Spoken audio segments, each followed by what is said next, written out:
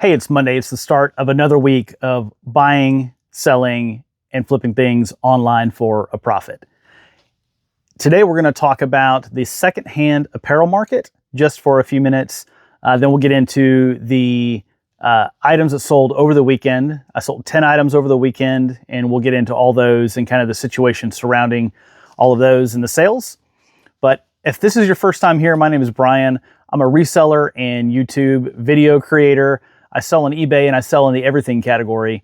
As we go through the sales from this weekend, you'll get a real good snapshot of what everything looks like in my store.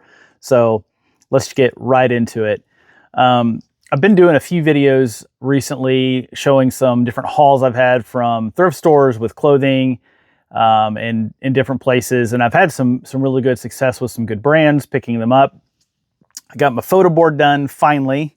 And I started this past weekend and end of the week getting stuff listed up I had to find the right way to lay it all out in such a small space. And finally I decided I'm doing it out in the hallway, just out on the other side of the camera.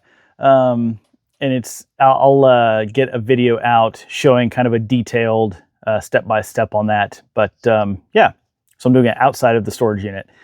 But I was reading through some articles just on my phone, and I swiped over the news section and I scrolled down and it said Lululemon CEO says, sales are down. And I was like, this is interesting. I mean, it's a very high-end brand. I have some Lululemon pants over here. I'm going to get listed up, and wanted to see what the article said.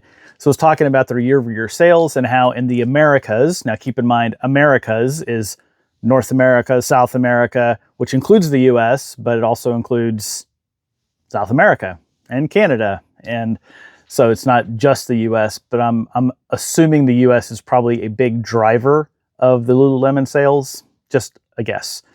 But it said traffic was up, store traffic was up 2.4%, but the sales were flat for the fourth quarter in 2024.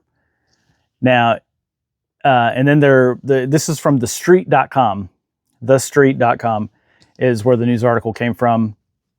And I went down, and just going down below that, they're talking about the price of their items and how they're going to be launching more new items to kind of, I guess, boost their sales.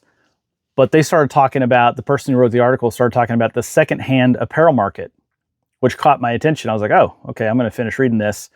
And in 2024, in the US, the secondhand apparel market grew 14%.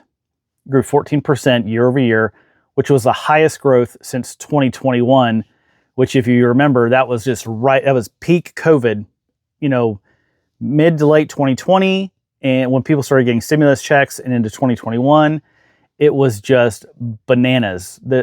Everybody was growing. It was just crazy. So last year, 2024, showed that same sort of strong growth in the secondhand apparel market.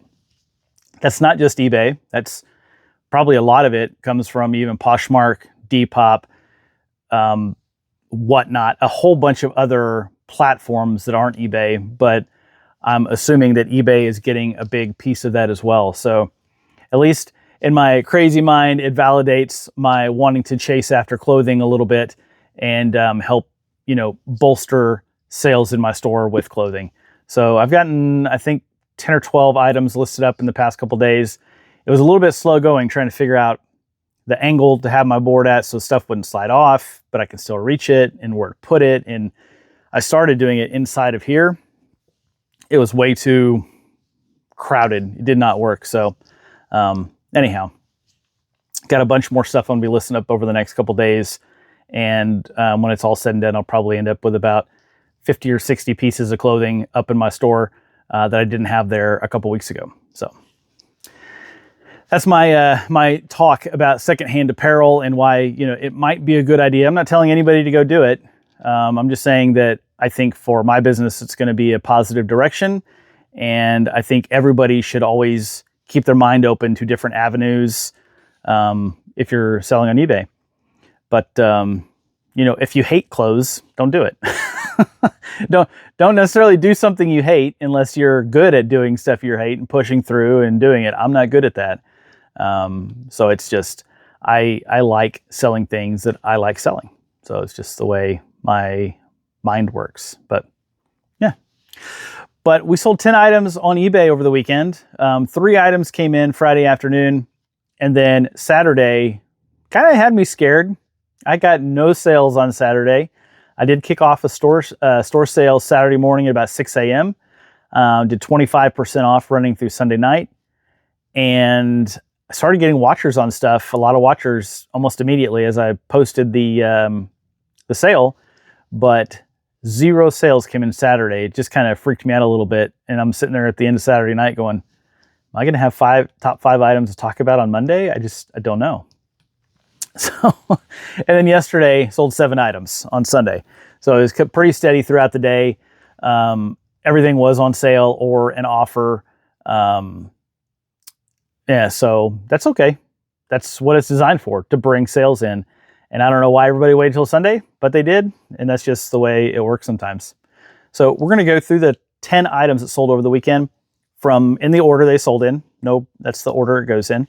And we'll just start with this guy right here. So this is a slow feeding dish by Soda Pup. This is made in USA. Most of their items are. They make very, very high quality items. The guy, Adam, who owns the company, I've had a chance to know him for several years, and just, in a business type relationship, not, we're not beer drinking buddies or anything like that, but he worked for Nike. He worked for, I believe, Under Armour. He worked for a handful of companies. He's a marketing genius. So if you go to their Instagram, you'll see people like decorate these bowls with all sorts of cool stuff for their dogs. And none of the marketing they do, it's not their stuff. It's all stuff people do.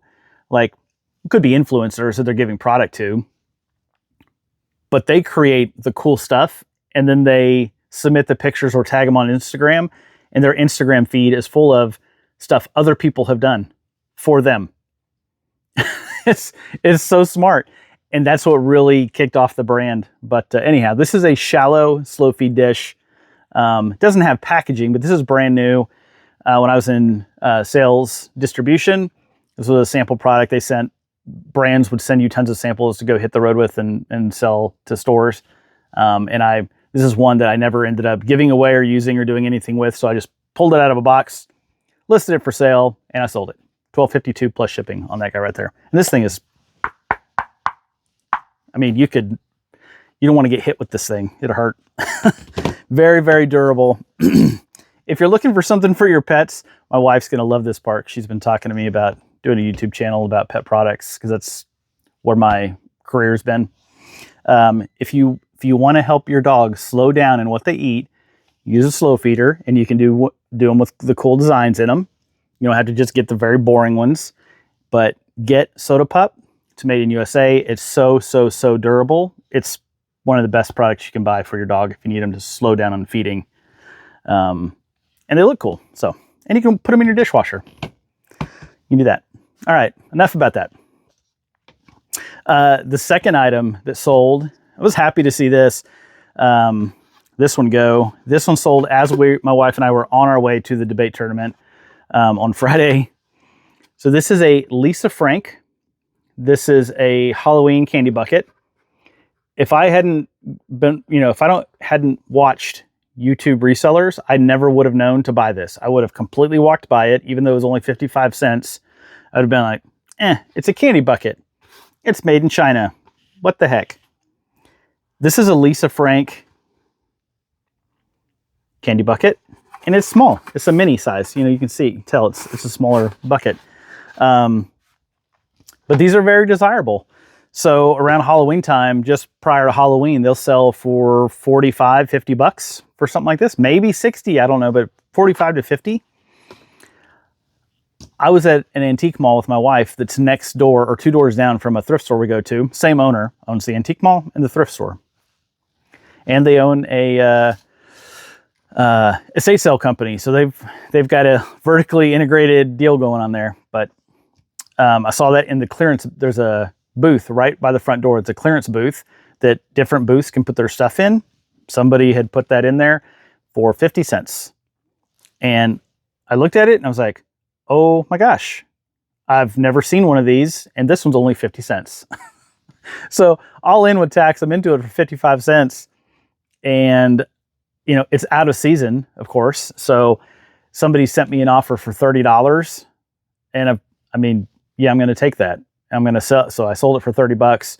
I'm going to turn that cash into more products, into more cash. And by the time, you know, August, September gets here, I will have probably turned that cash 5 times and made way more than the 50 bucks or 60 bucks I could have maybe gotten if I'd held out and stuck to my guns on the price. But I sold it for $30 plus shipping, and it's going out the door, and I'm happy about that.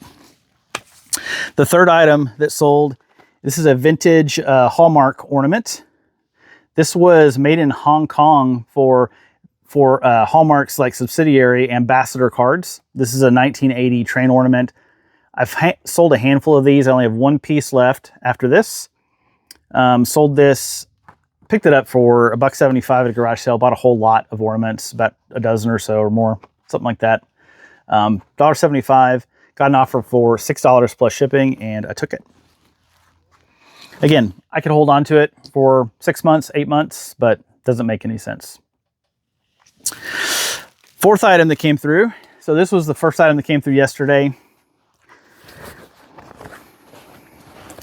I thought, it's been a little while since I've been talking about stuff that I bought at Ross and lost money on, but here's one. So this is going to end up in the weekly video for losing money. I think this is the only item that'll be on the losing money list, but I have like 5 of these. Paid $13.20 with tax on these.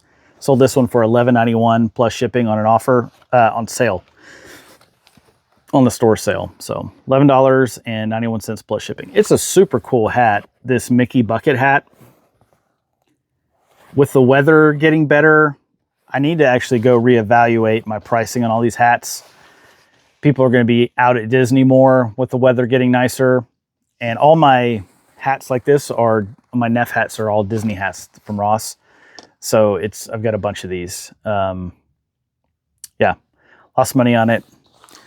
That's the way it is. I got like 5 more of these. So we'll see how that goes. All right. And then the second item that came through yesterday morning, I was super, super excited about. I picked this set of cookware up at Goodwill a couple weeks ago. So this is made by West Bend Kitchen Craft cookware. I picked up this whole set at my local Goodwill, the one closest to my house, for $32. I have it shrink wrapped in 2 different bundles. But picked up that whole set, and that's heavy. It's pretty heavy, for 32 bucks. And on sale, it was in the store sale. I sold it for $164.92 plus shipping. And I thought that might happen. I had it listed, I think it was at $229, something like that. I shot pretty high and just to see what would happen because I had offers on. And I thought, you know, with the store sale, I bet it might go out the door. And it did. $164.92 plus shipping. I'm like over the moon with that. So if you see a West Bend or Kitchen Craft made in USA cookware, I'd suggest if you can get it for a good price, pick it up. This next item came from Goodwill as well. This is a new open box Delta. This is just a little bathroom faucet. I picked this up for $8 at a local Goodwill and sold it for $26.17 plus shipping on sale. I had a pretty decent sell-through rate on those. So I've only had it listed for about a month, maybe a little less, but I knew it'd go. Next item, this is a cool item. This is a Kodak Advantix storage case. So if you have Advantix film, you can put it in there. It's got the little sleeve in there. You can put pictures in if you want to as well. This was a personal item. So it didn't cost anything other than, whatever it cost originally, but sold this for $10.42 on sale. Anytime you see like Advantix items, especially film, But if you see Advantix or 35 millimeter cases, stuff like that, I'd take a look at it and comp it. There's a good chance it's worth some money just because that stuff is not really used as much anymore. It's not produced in near the same volumes as it used to be, that's for sure. This next item, it's a little proto wrench. I picked up a couple of these at an estate sale, the exact same size, 7/16, just slightly different years. But I picked these up for, I think, 50 cents a piece. Or what did I have it at $1 a piece? It says I picked them up for $1 a piece. I may have, or may have been less, but I sold that one on sale for $4.50 plus shipping. I don't need them. And so I just went ahead and listed them up and was like, they're going to go. I've got a bunch of little tools right up here. And, against my better judgment, I was like, somebody's going to buy these. So just threw them up there. If they would have been if I would have had to clean them or they'd have been difficult to list, I wouldn't have done it, but I didn't have to clean them. And you take flat pictures. It's so easy to take pictures of these things. So they paid $4.57, $4.50 for the wrench, $4.57 to ship it, plus tax. So they're into it for probably $10 for that wrench. Next item, I picked this up at the same Goodwill I got that cookware. This is a Sony. This is I don't know what the PU stands for. It's like, I don't know if it's polyurethane type. Not polyurethane. That's what you put on. It's fake leather. That's what it is. It's fake leather, but it's a camcorder case. It's a really nice case. It's in good shape. It's got some little scuffs and stuff on it, which, I took pictures of everything on this. I did just a little bit of wipe down with it with just some cleaning vinegar and microfiber cloth.